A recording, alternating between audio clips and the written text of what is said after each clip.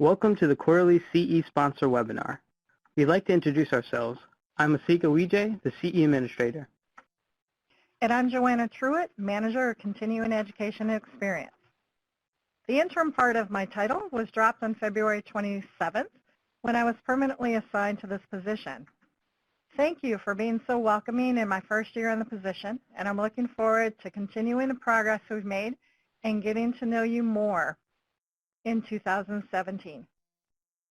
We anticipate our webinar today to be about 20 to 30 minutes, and we do have one housekeeping note.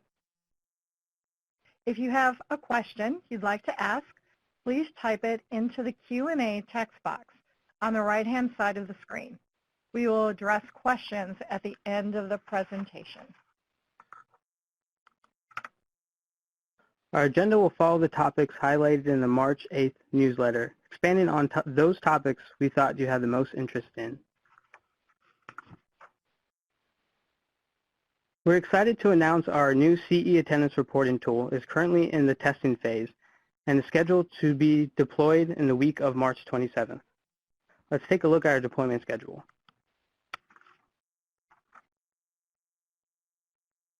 Our quality partners will be the first to use the new system beginning the week of March 27th. Phase 2 of the implementation will go live for all sponsors on April 10th. We have scheduled two 30-minute live sessions, April 12th and 26th, for a detailed demonstration and tutorial on the new process. Mark your calendars and plan to attend one of these 30-minute webinars. Registration links for these webinars will be emailed to all sponsors on Monday, March 20th. A recorded version of the webinar will be available online on April 26th. Friday, May 5th will be the last day CFP Board will accept attendance reporting through CE reporting at cfpboard.org. Here's a preview of what to expect with the new CE reporting tool.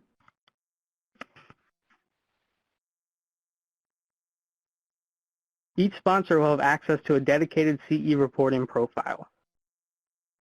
The CE reporting homepage will provide you with a complete upload summary, allowing you to easily navigate to past batches. The system will auto-assign a batch number, provide the last upload date, give you the file name, which you control, provide real-time upload results, and give you the link to upload fixes.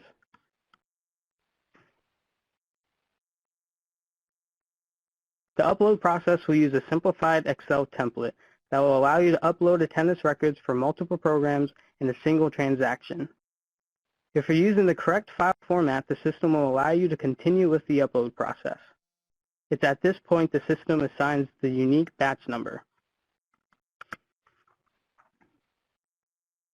Whether your batch size is 2 records or 2,000, you'll know within a matter of minutes the outcome of the upload. On the results screen, you'll have confirmation of the number of successful uploads as well as the number of processing errors.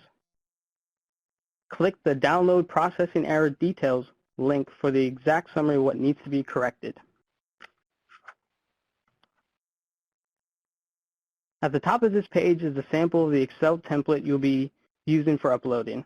We eliminated those fields such as header information and program title where mistakes are most common. To make a match, the system will first confirm the CFP Board ID number is valid relative to the individual completion date. Next, the system will begin matching each line item to the certificate record. When a match is made, the certificate record is updated. Regardless of the type of error, the report you receive, as in the sample above, will have details you need to make corrections. In this case, the system couldn't make a match on the CFP Board ID number and therefore couldn't verify whether there was an active program on the date of completion.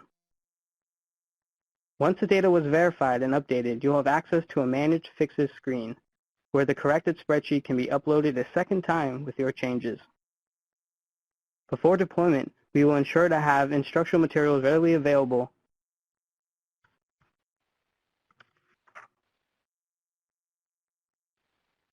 The CE team has completed a SWOT analysis to help determine our goals for 2017.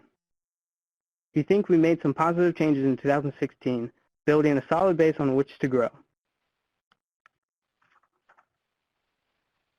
Our success is your success. It's our job to ensure that you have what you need when you need it. Here's what to expect from the CE team in 2017. Reliability, accountability, and responsiveness. Whether it's responding to your inquiries, completing a program review, or assisting in CE reporting, we promise to always strive to meet your needs in a timely manner, answer all your questions to the fullest extent, and keep our processes, policies, and procedures as transparent as possible to avoid any unwelcome surprises or changes in direction. Next, we'd like to implement 2 seamless deployments: the CE attendance reporting for March and April, and CE sponsor portal August and in September. Next is the continued outreach through one-on-one calls, focus groups, and online surveys. We want to gauge CE sponsor satisfaction with service, feedback from our CFP professionals on their CE experiences. Next will be our Develop Our Volunteer Connections program, identifying CE opportunities for CFP professionals and candidates. We will also be working with the Council on Education to conduct a gap analysis of accepted programs to ensure our topics, CE hours, and level of complexity remain diverse. We've talked a lot about the CE quality initiative since September, when we initiated our pilot test with the 9 organizations who are now quality partners. The quality partner program doesn't end with these 9. We have now instituted an annual calendar for successive phases of the program. Before we discuss the schedule for 2017 Class of Quality Partners, we'd like to recognize 2 organizations who have received the designation of Quality Partner since our initial announcement in January. If you don't know Dan Candira, you know of him.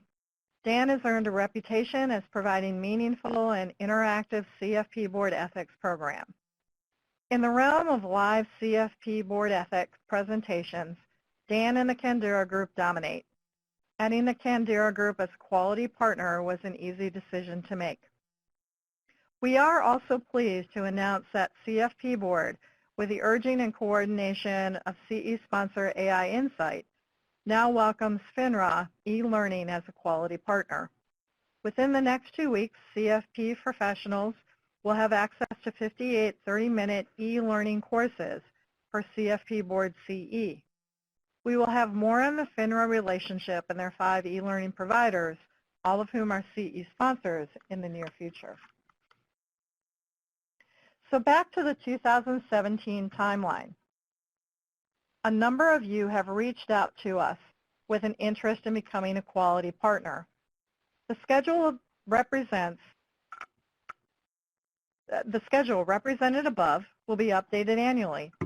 Beginning in early May, CFP Board will reach out to those organizations who have already expressed an interest in the program with an invitation to participate.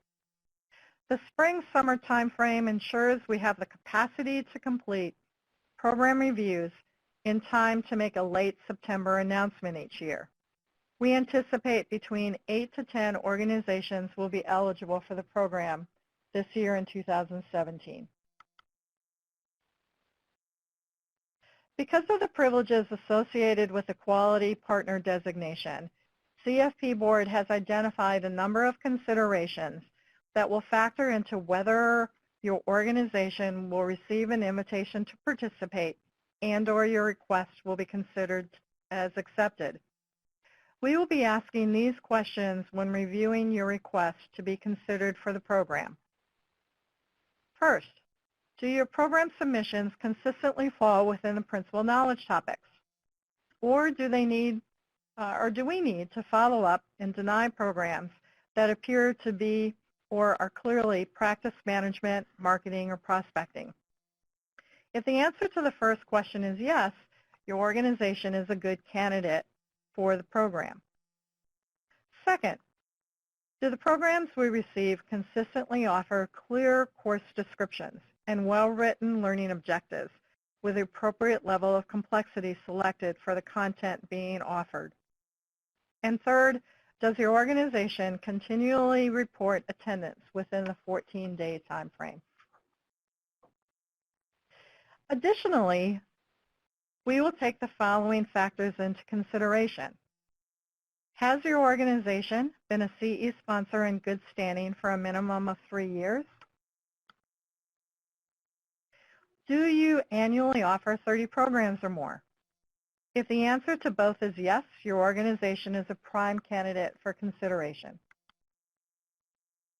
While not a final determining factor, we will also note your ranking in annual attendance reporting. We consider 1,500 hours reported annually as a minimum qualification. This number of reported hours would place your organization in the top 1% of hours reported. If you feel your organization meets this criteria and has an interest in becoming a member of the class of 2017 Quality Partner Group, please send us an email to cesponsor@cfpboard.org.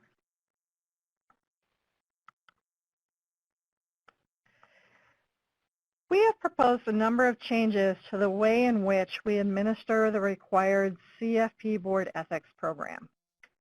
These changes are under final organization review with a decision anticipated within the next few weeks. Any changes that are approved will impact the new ethics course cycle beginning in 2018. The impetus for proposing these changes are based on feedback from CFP professionals, a focus group with 7 of our largest firms at the 2016 Firm Summit, and conversations with our professional standards team, who review all ethics course content. What we heard from each group was fairly consistent. There is frustration with the following. Course delivery and design, particularly for self-study, is inconsistent from sponsor to sponsor and year to year. In many instances, it was felt that the course content delivery was ineffective. With some exceptions, live sessions lacked engagement, discussion, and participant interaction. The other feedback we received was that CFP Board offers CE sponsors little guidance beyond providing the learning objectives to help them develop more responsive content. And next, creating a new ethics course every 2 years is labor intensive. One of the last things we heard was that the review process is time consuming and depending on the feedback can be confusing as to next steps. We recently vetted a series of proposed changes with 6 of our more prominent ethics sponsors, including FPA, WED-CE, and the Candera Group. In the proposed model, CFP Board would provide any CE sponsor who wished to offer the course with content specifically designed for a live presentation or delivered through an e-learning platform. CE sponsors would no longer have the responsibility for creating new content every 2 years. Here's a quick summary of what CFP Board would provide to CE sponsors. Working with a small group of subject matter experts, CFP professionals, as well as those that have experience presenting and developing course content, specifically CFP Board ethics, would review the learning objectives set forth by the professional standards team and determine what direction the course should take. These same subject matter experts would identify relevant live case histories as well as develop hypothetical case studies to promote interaction with the content. They would also ensure that these case studies cover a diverse range of scenarios that are relevant and complex, enabling presenters and course developers to best present content in a highly interactive manner. And last, they would develop core content to be used in all presentations, about 70 of the required 100 minutes. In addition, we have proposed changes to the way in which assessments are built and delivered. We would again work with a group of content development specialists to develop a pool of assessment questions that would be used by any sponsor presenting this material as an e-learning course. This would ensure that questions are tied directly to the learning objectives. And last, as it relates to the assessment, we reduce the number of questions required from 40 to 20, applying the same standards for this course as we do for other self-study and e-learning courses. And our last recommendation is to provide CE sponsors with a universal course evaluation so that participant feedback can be easily captured and shared. Regardless of the direction we take, the pricing model will change in 2018. We would no longer be required to pay 2 annual sponsorship fees. You'll only pay 1 fee. The standard $80, $40 CE per hour fee will give way to a different pricing structure. But we do promise that, especially for nonprofits, the pricing for the ethics course will be advantageous. Just to reiterate, no final decisions have been made, but we do anticipate knowing our plan for 2018 in early April, at which time we will send notification and post changes to our website. We found that numbers sometimes speak louder than words. We have some new numbers to share with you. Each year, CFP Board sets goals for the number of active CFP professionals and the number of active CFP professionals who are women. This year, our year-end goal for certificates is 79,830. We continue to challenge ourselves through the WIN initiative to have 18,560 women certified by December 31st. Of the 2,595 registered for the March exam, 25% of those that have registered have provisionally met their experience requirements. We anticipate by the date of the exam scores are finalized, 70% of those passing the exam will have met their experience and degree requirements.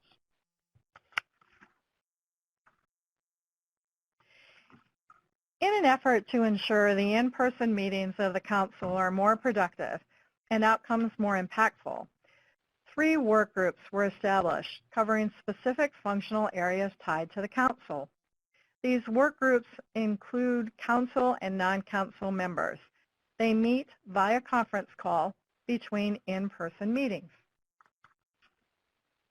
The Registered Programs Work Group will work on a SWOT analysis of the registered program submission, application renewal, and reporting process. They're also charged with developing strategies to accelerate the time between coursework completion and taking the CFP exam. They'll finalize the content of a toolkit which will provide resource materials for program managers, faculty, and students. The Long-Range Planning Work Group help us define the role of CE as it relates to the growing presence of technology. More specifically, they will identify ways CFP professionals can embrace technology to add value to their client relationships. They will also work with the CE and Quality Initiative Work Group to begin defining hot topics, which may fall outside of our principal knowledge topics. CE and Quality Initiative is the purview of the 3rd work group. 2 individuals in this work group represent CE sponsors. Their initiatives for this year are ambitious and will require your assistance and participation. First, they will be working with a variety of subject matter experts to determine high-interest topics within the principal knowledge topic domains. The intended outcome is to work with you, our CE sponsors, to ensure we've got those topic areas covered. We'd like to introduce a web page, updated quarterly, that works similar to the New York Times Critics' Top 10 or Most Notable list. This page would identify the subject matter expert and council-identified topics with a brief description and showcase programs you have submitted and have been accepted for CE that might meet the topic description.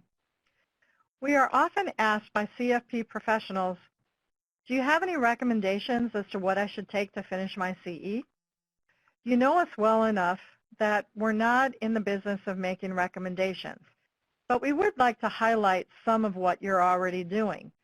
This new page would be a great way to promote a variety of topics and highlight one or two of your programs at the same time. So we'd love your feedback on this particular concept as we move forward. The toolkit will include a formal welcome package for new sponsors, guidelines on writing clear learning objectives appropriate for the subject matter and level of complexity, while another guide would include pointers on constructing effective assessments with item types that are diverse, meaningful, and appropriately tied to your learning objectives. Overall, the objective of the Council is to ensure our continuing education options promote growth and remain relevant to the needs of a diverse group of CFP professionals. CFP Board is interested in identifying regional and national initiatives that involve training and volunteer activities that may qualify as continuing education for CFP professionals, as well as outlets for candidates to gain valuable experience. For example, the Volunteer Income Tax Assistant VITA program, sponsored by the IRS, offers up to 18 hours of training annually and requires a minimum of 10 hours of volunteer work in the community.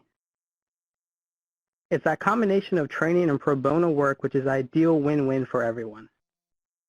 We're looking for programs similar to the VITA that we might support by providing CE reporting at no cost to our CFP professionals, and by ensuring that candidates know their volunteer time can be counted towards their experience requirement.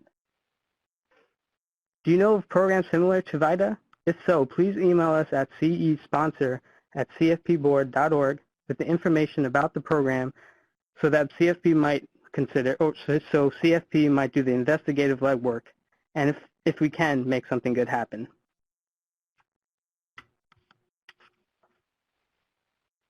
So this concludes the formal part of the presentation, and a number of you have asked questions. So one of the first questions, will quality partners have a training session before March 27th? Yes, you will. And this is referring to using the new online reporting process. We're actually working next week with our IT department to make sure everything is in good shape. We'll most likely send a communication out by the middle of next week with some base instructions and just telling you what to expect. We definitely won't throw you to the wolves as the first group up to use the tool, and we do anticipate that we'll have some good instructions for you to use. Another question asked too about the reporting tool.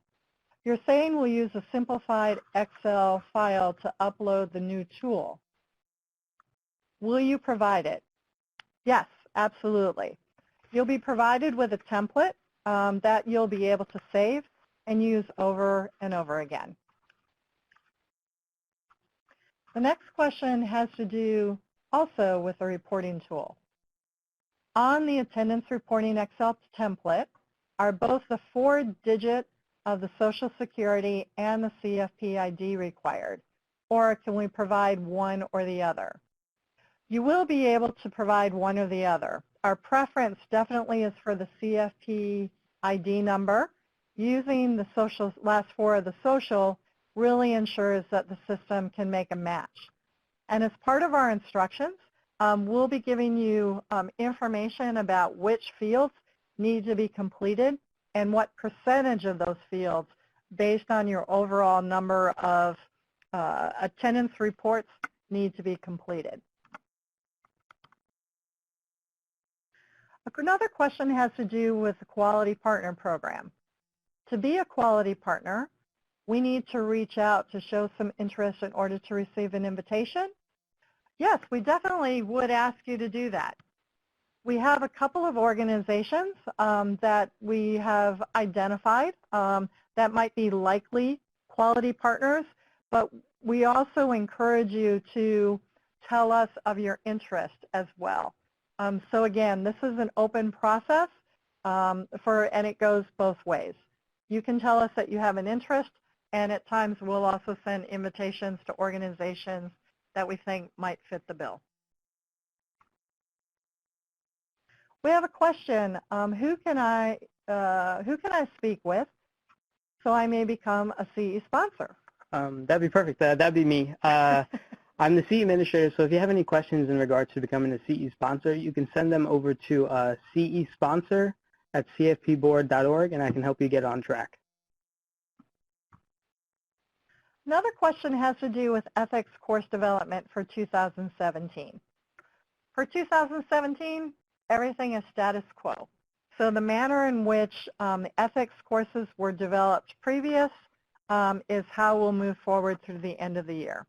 And again, part of that process is submitting to us your course materials for review and using the online form where the link is available on the website. Again, if you have any questions as it relates to developing an ethics course for 2017, just let Hasika and his team know. The next question we have is, can sponsors purchase CFP email addresses to promote CE courses? So CFP Board does not sell email addresses. We do have a mailing list form that you guys can fill out. It has the physical addresses for people that have not opted out of the mailing, of third-party mailing. So I can send you those forms if you're curious. Again, you can send those questions to my CE sponsor@cfpboard.org email address. And just to expound on that a little bit, we don't provide email templates, if you will, but in fact, you would provide us with the content for a letter, and that letter then would actually be sent to specific groups of CFP professionals that you identified who had not opted out of this correspondence.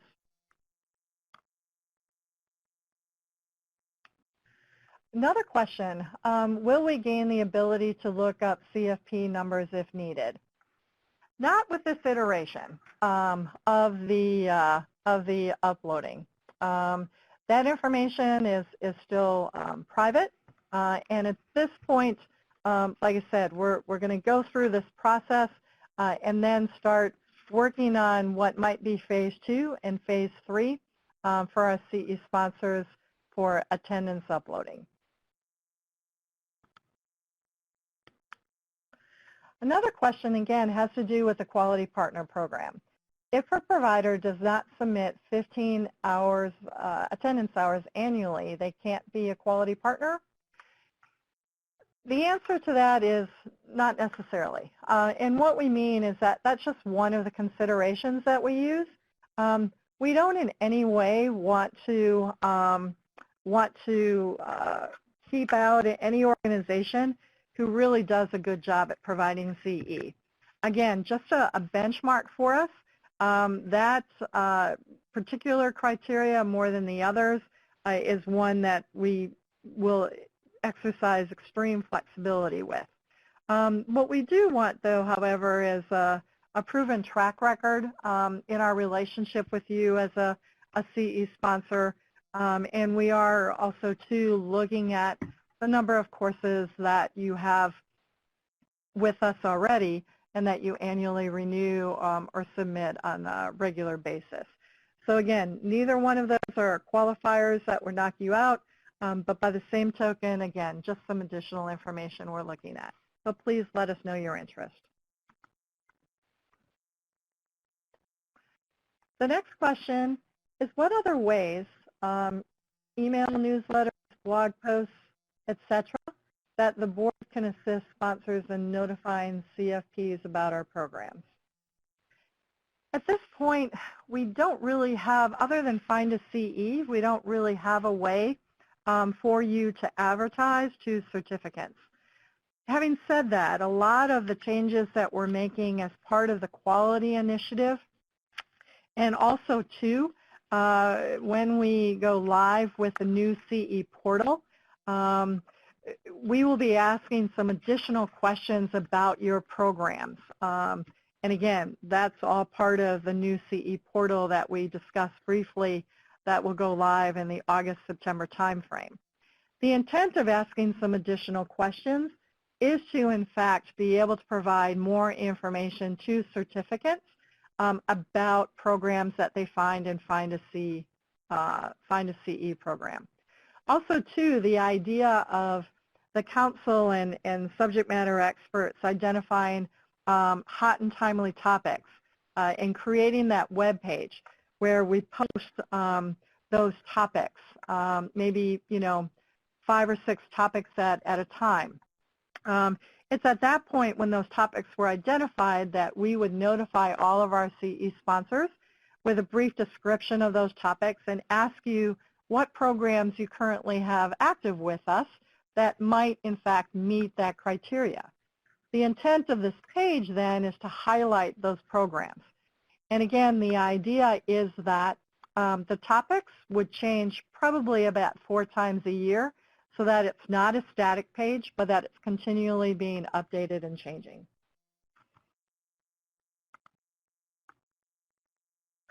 The question is about the CE reporting. Will we be able to see archived information we've reported for our hours? Yes, absolutely.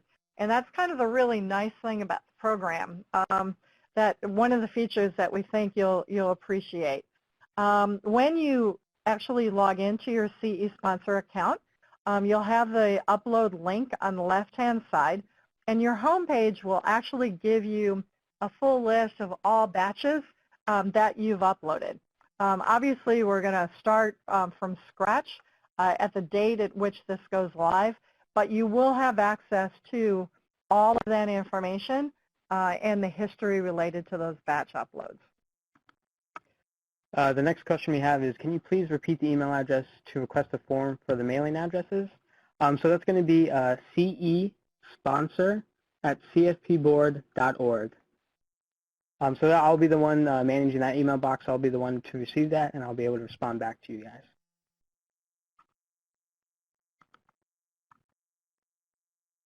Next question. Are there clear instructions on the required content when developing a CE ethics course? Do you basically have to start from scratch? Under the current process, you do. Under the recommendations we've made, you wouldn't have to. And when we've had our conversations and actually presented the model internally and externally, it's been met with some positive reception. It's tough, to take learning objectives that you really didn't have any involvement in creating and then trying to figure out what it is we're looking for and what our intended outcomes are. So one of the proposed changes is that this group of subject matter experts would actually create what we would call the core content.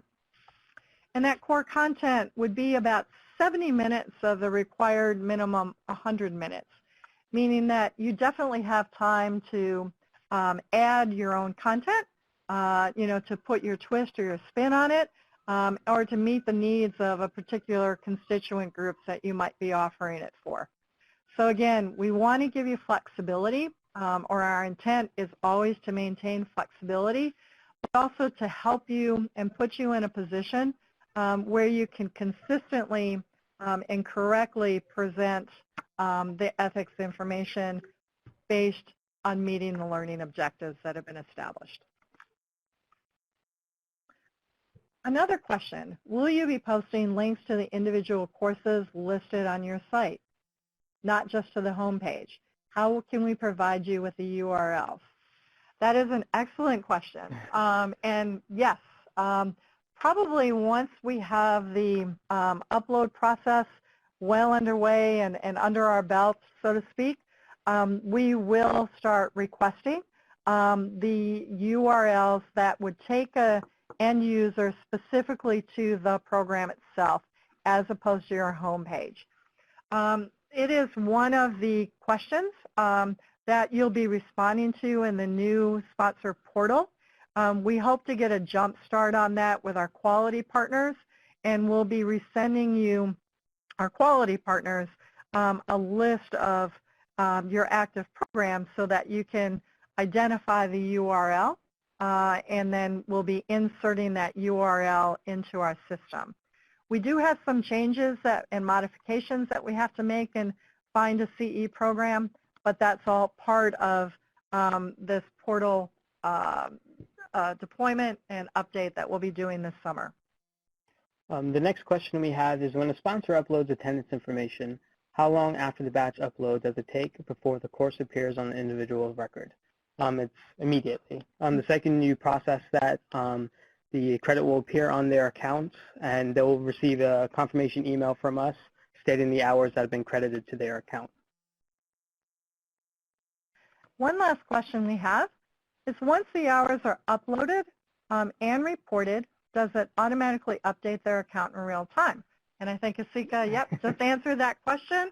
As soon as that upload hits real time, the CFP professional can see that CE, their balance has been reduced, and an email has been triggered by the system.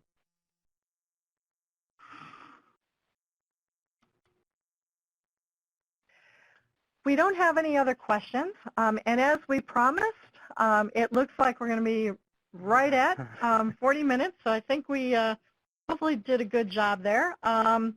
So again, thank you very much for participating in this webinar.